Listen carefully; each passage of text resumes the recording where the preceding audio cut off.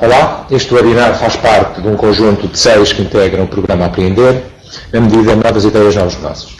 O tema deste nosso webinar é a internacionalização do negócio e vamos ter connosco o Dr. António Paraíso. Muito obrigado. Bom dia de novo. O meu nome é António Paraíso. Eu fiz uma carreira de quase 20 anos, foram 19 anos concretamente nas vendas, mas foram nas vendas no mercado internacional. Eu não me recordo de alguma vez ter trabalhado no mercado interno. Portanto, toda a experiência comercial que tenho foi feita no mercado internacional, a vender e a fazer negócios com europeus, americanos, sul-americanos, norte-americanos, russos, árabes, israelitas, japoneses, chineses, australianos, enfim, africanos também, com o mundo inteiro. E é um pouco dessa experiência que hoje, aqui em cerca de meia hora, eu vim aqui partilhar convosco algumas dicas e algumas sugestões do que é preciso fazer para internacionalizar o negócio e vender lá fora. Ora, vamos lá ver.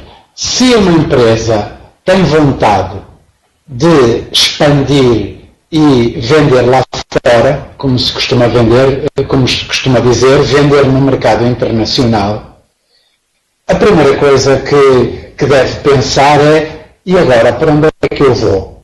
Quais são os mercados que faz sentido eu abordar? Onde é que eu devo vender o meu produto? Ora bom, essa é uma decisão complexa, que eu aqui não vos posso dizer se devem ir para o mercado A ou para o mercado B. É uma decisão complexa e que obedece ou que exige que se pensem em vários critérios aqui para se tomar essa decisão. No entanto, deixo-vos algumas pistas. À partida, um mercado é interessante se tiver o cruzamento se tiver um resultado interessante do cruzamento de dois indicadores. Quais são esses? População e dinheiro, poder de compra, crescimento económico. Ora, um país que tenha muita gente e que tenha muito poder de compra, à partida é um país ou um mercado interessante para apostar e pelo menos para lá ir e perceber se há lá oportunidades de negócio para nós. E por isso eu preparei aqui um quadro que tem alguns exemplos e que explicam bem porque é importante ir lá para fora para os mercados internacionais. Bom, é importante porque já percebem, Portugal é um país, olhando para o mapa mundo, Portugal é um país pequeno e, sobretudo nesta altura de crise que estamos a viver, com pouco ou nenhum dinheiro. E, portanto, é cada vez mais difícil vender cá dentro. O dinheiro que temos está a ser emprestado, não estamos a conseguir gerar riqueza própria e, portanto, vejam bem, estão a ver o quadro, não é? Portugal, 10 milhões de habitantes, quase 11 milhões e, fruto da crise que estamos a atravessar, está com um crescimento económico negativo. A economia portuguesa não está a crescer. Se não está a crescer, não está a gerar riqueza e não está a gerar dinheiro para se poder investir. Estamos a viver com dinheiro emprestado, como sabem, da Troika, que nos emprestou dinheiro e que agora vamos ter que pagar. Mas o mesmo acontece com Espanha. Só que Espanha já tem aqui um indicador interessante. Espanha tem mais gente. É um mercado com quase 50 milhões de pessoas, mas também está com um crescimento económico negativo. Agora olhem, por exemplo, para a Colômbia. É um país mais ou menos do tamanho de Espanha, mas que está a crescer mais de 4% ao ano. Portanto, o Brasil está a crescer 2% ao ano e é uma brutalidade de gente, 200 milhões de pessoas. Agora, todos esses 200 milhões de pessoas são interessantes para nós? Nem todas. Ou os Estados Unidos, quase 320 milhões de pessoas, mas todos esses 320 milhões são interessantes para nós? Claro que não.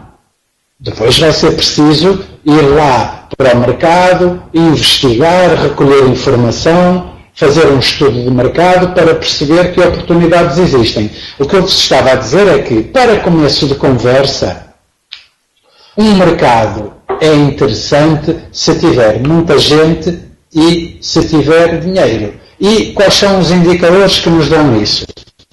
Por um lado é o indicador demográfico, população, por outro lado é o indicador de crescimento do PIB, crescimento do Produto Interno Bruto, que é o indicador de crescimento da riqueza de um país.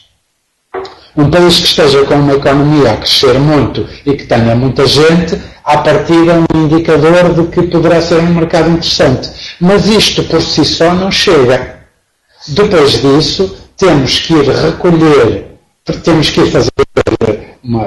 informação e fazer um pequeno estudo do mercado, desse mercado, para perceber se de facto existem oportunidades de negócio nesse mercado para o nosso tipo de produto. Porque, reparem, pode-se dar o caso de ser um mercado com um crescimento económico grande, com muita gente, com muita população, mas ou porque são produtores do mesmo tipo de produto que nós temos, ou por outro motivo qualquer, não compram ou compram pouco o nosso tipo de produto e, portanto, não será um mercado interessante. Assim sendo, deixo-vos aqui 6 passos para pensar como organizar o trabalho de começar a vender lá fora. E os 6 passos são estes. O primeiro é recolher informação. Pois bem, andei a analisar alguns mercados que têm muita população e que têm crescimento económico interessante. Agora tenho que ir recolher informação sobre esses mercados para perceber se de facto existem oportunidades interessantes de negócio nesse mercado. Como eu vos tinha dito, primeiro para ver se há apetência para o meu produto, depois é preciso ver questões de legislação, porque pode haver legislação restritiva ao meu tipo de produto. Às vezes o cliente quer comprar, mas a legislação não permite, e quando digo legislação refiro-me até a também barreiras aduaneiras. Já me aconteceu uma vez, quando eu estava no ativo a trabalhar nesses mercados, de uma vez eu ter tido negociações com uma empresa da África do Sul. Eu estava na indústria têxtil, na altura, em Guimarães, e recordo-me deste episódio. Eu tinha uma coleção de têxteis muito bonita, uma cadeia de lojas da África do Sul viu numa feira em Frankfurt e ficou maravilhado, sentou-se comigo a negociar, queríamos fazer negócio, eu queria vender, ele queria comprar e não fizemos negócio. Porquê? Porque quando fomos recolher informação e investigar, apercebemos que havia impostos aduaneiros que foram criados pelo governo sul-africano, taxas aduaneiras, no valor de 30% para têxteis oriundos da União Europeia. O que significava que inviabilizava de todo o negócio. Quer dizer, o meu cliente ter que pagar taxas aduaneiras de 30% deixava de ser competitivo. E porquê é que o governo da África do Sul impôs essa taxa aduaneira? Para proteger a indústria local, porque a África do Sul tem uma indústria têxtil forte. E então eles colocam taxas aduaneiras muito altas para evitar e para dissuadir importadores sul-africanos de importarem têxteis de outras proveniências e para procurar incentivar o consumo de têxteis fabricado no próprio país. Isto para vos dizer que muitas vezes um país à partida parece ser um mercado interessante, mas quando vamos começar a recolher uma série de outras informações de caráter legal, informações de caráter legislativo, informações de consumo das populações, informações até do estado político. Às vezes o mercado é muito interessante, mas depois politicamente é muito instável e é perigoso ir para lá fazer negócios, porque a todo momento podemos ficar sem dinheiro, ou pode haver uma guerra, ou pode haver pilhagens, ou seja, a situação política do país é importante, a situação económica, desde logo, também, a situação sociocultural, se o país, se as populações estão prontas e predispostas a consumir um determinado tipo de produto, questões religiosas, às vezes também têm aqui uma palavra a dizer. Portanto, é preciso recolher muita informação que depois nos permita perceber, até para perceber que concorrência que lá está também, e só depois de recolhermos muita informação e fazermos um pequeno estudo de mercado, é que percebemos se esse mercado vale a pena lá ir investir e trabalhá-lo ou não. Se chegarmos à conclusão que vale a pena, e depois de termos recolhido muita informação, então o passo 10 é começar a fazer planeamento e começar a sistematizar toda essa informação que recolhemos para tomar decisões. Reparem que, porque é que é importante recolher muita informação? Para poder tomar decisões. É muito difícil tomar decisões sem termos informação relevante e atualizada. Então depois vamos planear, fazer planeamento. E vamos sistematizar toda essa informação. E fazer planeamento, o que é? Fazer planeamento basicamente é isto. É definir objetivos, o que é que queremos conseguir nesse mercado, definir calendários para as ações, definir um conjunto de ações que nos permitem chegar aos objetivos, definir calendários para executar essas ações, definir orçamentos para quanto é que nos vai custar cada uma das ações e definir equipa, que pessoas, quem é que vai fazer o quê. A Rita faz a ação A, o João faz a ação B. E a Rita tem X tempo para fazer e X dinheiro. E o João tem Y tempo e Y dinheiro. Fazer um plano é basicamente isto. É definir objetivos, definir tarefas e ações, definir tempos de execução e definir pessoas e orçamentos. Depois de eu planear isso tudo, há uma questão que é fundamental. Compreender a cultura local do mercado para onde vamos trabalhar. Reparem uma coisa, vender é vender. As técnicas de venda e de negociação puras e duras propriamente ditas são as mesmas quase que em qualquer parte do mundo. Vender a um russo, vender a um americano, a um europeu ou a um japonês, em termos de técnica de venda e de negociação, não é muito diferente. Qual é a principal diferença e a principal preocupação que temos que ter nos negócios internacionais? É uma preocupação de adaptação cultural. Para se ter sucesso nos mercados lá fora, é fundamental, primeiro, recolhermos muita informação sobre os hábitos, os costumes, a religião, a maneira de ser, a cultura de um povo e de um país, e de nos sabermos adaptar a essa cultura. Não podemos querer ir fazer negócios para o México e chegarmos lá e impormos a nossa maneira de ser e a nossa maneira de estar. Em Roma, ser romano. Se eu quero ir fazer negócios ao México, eu tenho que me adaptar à cultura mexicana. Se eu quero ir fazer negócios aos Emirados Árabes Unidos, lembrando agora deste país, porque hoje de manhã, ao vir para aqui, ouvi no rádio que o nosso Presidente da República está esta semana nos Emirados Árabes Unidos em visita oficial para promover o país e potenciar e abrir portas para as empresas portuguesas fazerem mais negócios nos Emirados Árabes Unidos. E, ora, é impossível irmos para Dubai ou para Abu Dhabi querer fazer negócios com árabes e chegarmos lá e impormos a nossa maneira de ser e de estar.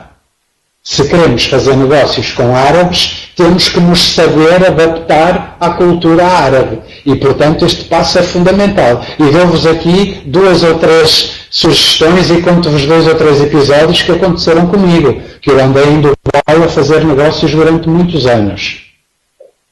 Primeiro, eu que fiz feiras em todo o mundo, fiz feiras aqui em Portugal, no Porto, na Exponor, em Lisboa, na FIL, fiz em Nova Iorque, fiz em Frankfurt, fiz em Tóquio, fiz feiras em Moscou, fiz em São Paulo, fiz em Londres e em Paris. A primeira vez que chego a Dubai, nunca tinha visto isto, mas tive que me adaptar. A feira de Dubai, para a hora do almoço, toda a gente para, toda a gente sai do recinto de feiras para irem rezar virados para Meca. Põem o tapetinho no chão, tiram os sapatos, ajoelham-se e rezam. Depois, da parte da tarde, a feira volta a abrir, voltamos para os stands e retomamos os negócios. Quem é árabe vai e muçulmano vai rezar, os estrangeiros vão para o hotel ou vão dar uma volta.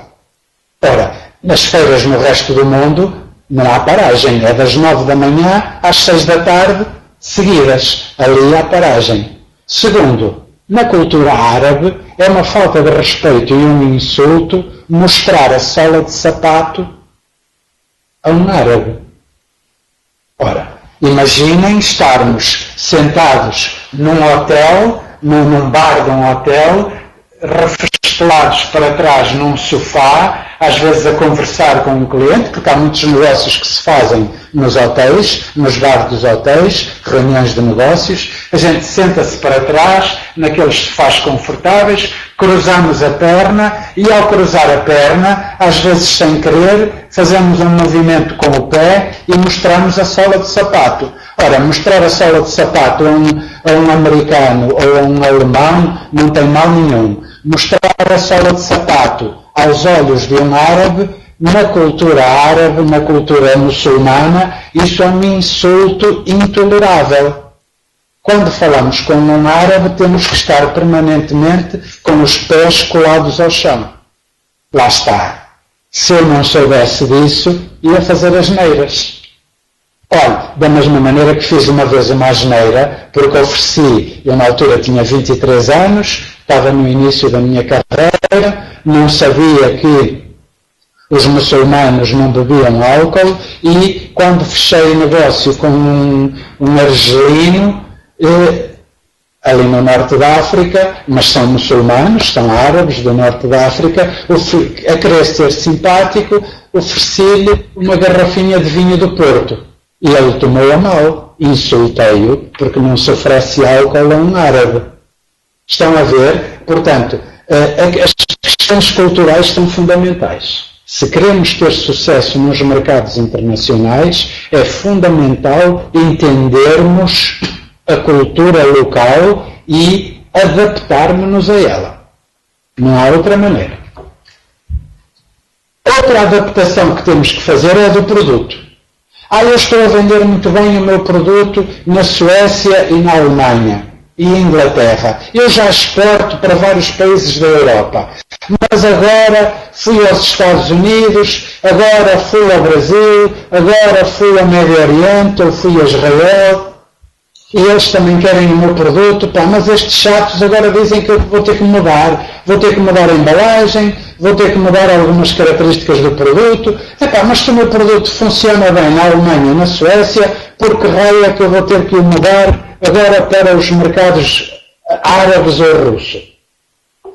Porque muitas vezes, por causa de questões legais, por causa da lei, muitas vezes por causa do clima, muitas vezes por causa de hábitos de consumo, é impossível vender o nosso produto tal e qual ele está noutros mercados. E, portanto, para o vender noutros mercados, vamos ter que lhe fazer adaptações. Vamos ter que fazer versões mais pequenas, versões maiores, vamos ter que modificar a embalagem. Para determinados mercados a embalagem biodegradável e reciclável e amiga do ambiente é fundamental. Para outros mercados isso não é importante. Na hora de negociar o preço, haverá clientes de determinados mercados que nos dizem: olha, a embalagem não precisa de ser amiga do ambiente, faça-me uma embalagem mais barata e baixe-me o preço. Há outros clientes que vão dizer: ouça, eu não me importo pagar um bocadinho mais, mas a embalagem tem que ser amiga do ambiente. E a embalagem faz parte do produto. Portanto, o que eu quero dizer é que muitas vezes, para vendermos e termos sucesso nos mercados internacionais, temos que estar preparados para fazer adaptações do produto. E conto-vos outra história. Há muitos anos, em meados da década de 90, uma vez eu fui vender, na altura eu trabalhava na têxtil, trabalhava têxteis lar. Toalhas de banho, toalhas de duche, toalhas de casa de banho. Feltros. E fui à Finlândia fazer negócios com uma grande cadeia de lojas. Toalhas muito bonitas, o cliente a dizer que gostava muito do design, das cores, e às tantas pergunta-me: olha, António Paraíso, mas as vossas toalhas têm formaldeíde? Eu disse: olha, não sei. Eu não sabia. E disse que não sabia. Olha que eu não sei, nem sabia o que isso é. Ah não, formaldeíde é um ingrediente químico que se usa nos processos de tinturaria para tingir têxteis, mas aqui na Finlândia o formaldeíde, esse ingrediente químico, é proibido por lei, porque está provado que provoca cancro, é cancerígeno. Portanto, as tuas toalhas estão muito bonitas, mas se tiverem esse ingrediente, eu não lhe compro nenhuma. Toca de vir para trás. Na altura ligámos à engenheira química da nossa fábrica, ela confirmou que de facto tinha formaldeíde, vim-me embora, não fiz negócios, tivemos que reformular todo o processo de fabrico, retirar esse ingrediente, arranjar outros, para poder, 6 meses mais tarde, voltar lá para vender. Estão a ver? Tive que adaptar o produto, modificar o produto se queria vender.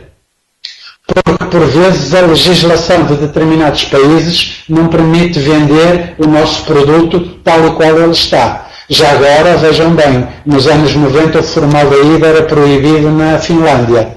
Hoje em dia, ele é proibido nos 28 países da União Europeia. Portanto, está provado que o formaldeíde é cancerígeno, só que os finlandeses foram os primeiros a ver isso. Depois de adaptarmos o produto, uma empresa que queira ter sucesso no mercado internacional tem que estar pronta a investir. Eu costumo dizer que um processo de internacionalização não é rápido, não é fácil e não é barato.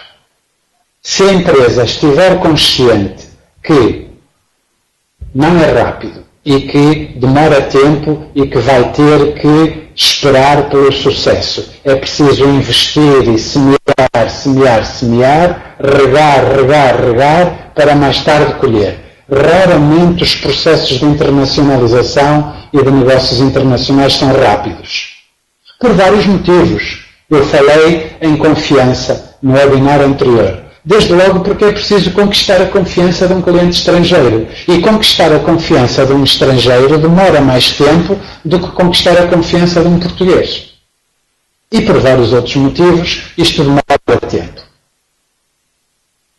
Não é fácil.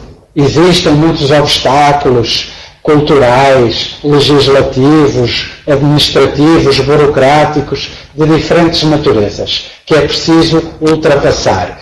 Também a concorrência é muito mais forte, portanto, isto não é fácil. Não é fácil, mas é possível. Também não quero de forma nenhuma dissuadir-vos a fazer negócios lá fora. E não é barato porque isto exige investimento inicial, mas depois o retorno também é interessante. Uma empresa que queira trabalhar os mercados internacionais, a menos que queira trabalhar apenas Angola e Brasil, então é uma empresa que vai ter que investir em pessoas, em comerciais que saibam falar línguas.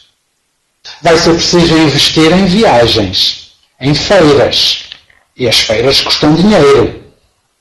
Vai ser preciso investir em fazer catálogos traduzir catálogos e fazer catálogos em muitos idiomas. A primeira vez que eu fui fazer negócios ao Japão, a empresa onde eu trabalhava na altura, decidiu, e muito bem, fazer catálogos em japonês. Pegámos no nosso catálogo, mandámos traduzir a uma tradutora japonesa da embaixada, traduzimos os catálogos e mandamos imprimir e levamos catálogos em japonês para a feira. Éramos a única empresa portuguesa que fez isso. As outras empresas portuguesas que estavam na feira de Tóquio foram todas com catálogos em inglês. Isto custou dinheiro, mas marcámos pontos, marcámos uma boa presença, conquistamos a confiança do cliente mais depressa, encurtamos o período. Quando eu digo que os negócios demoram tempo, quando fazemos os passos certos, encurtamos esse tempo.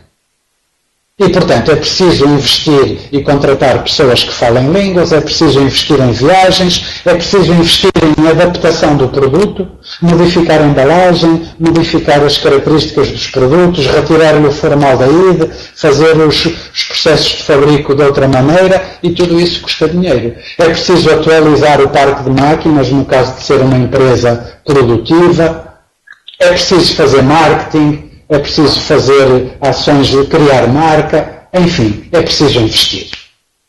Dificilmente uma empresa consegue ter sucesso no mercado internacional se não investir. E depois o último passo, o passo 6, é paciência e dedicação. Porque, como vos digo, este processo é demorado. E eu já tive alguns negócios que consegui fechar, mas que demoraram quase um ano. Entre o primeiro contacto e a primeira reunião com o meu cliente, até ele dar a primeira encomenda, pode passar 8 a 10 meses. Às vezes passam 11, 12 meses. Outras vezes passam 5 ou 6. Varia, mas demora tempo. Portanto, é preciso paciência, é preciso alimentar a relação, é preciso manter o contacto telefónico, é preciso ir mandando mails, é preciso ir mantendo o contacto com o cliente e saber se ele continua interessado. É preciso ir fazendo as adaptações todas. Enfim, é preciso visitar o cliente. E hoje em dia é muito mais fácil aqui na Europa, com as companhias aéreas low cost, fazermos viagens para Londres, Paris, Frankfurt ou Barcelona por pouco dinheiro. É preciso ir lá fora, visitar os clientes, não é? Quem não aparece não é lembrado. Portanto, uma coisa é a gente telefonar, outra coisa é aparecer. E temos que andar sempre lá fora, sempre a manter o contacto com o cliente para mais depressa lhe dar as encomendas. E, portanto, todas estas coisas exigem tempo e dedicação. E, finalmente, como eu vos dizia, é confiança.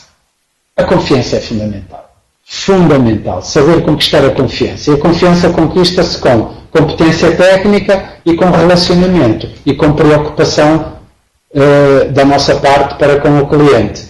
E, como eu vos digo, conquistar a confiança de um cliente estrangeiro demora sempre um pouco mais de tempo. Eles olham para nós de forma mais desconfiada. Mas quem é este que vem aqui querer fazer negócios comigo? Será que ele é gente séria? Será que vai cumprir a palavra? Será que o produto dele tem qualidade? E isto demora tempo a convencer o cliente de que somos um parceiro credível. E, portanto, só com essa paciência e dedicação é que conseguimos ter sucesso no mercado internacional. Muito obrigado. E, Carlos, se quiseres acrescentar alguma coisa a mais, e fico disponível para perguntas.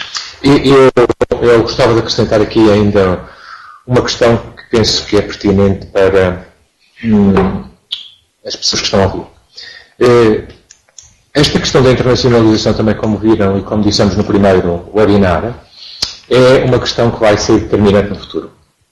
E, portanto, significa que, particularmente para empresas que queiram ter produtos diferenciados, que queiram ter produtos que provavelmente vão trabalhar em segmentos de mercado mais altos, premium, isto vai ser uma necessidade quase obrigatória, ser global.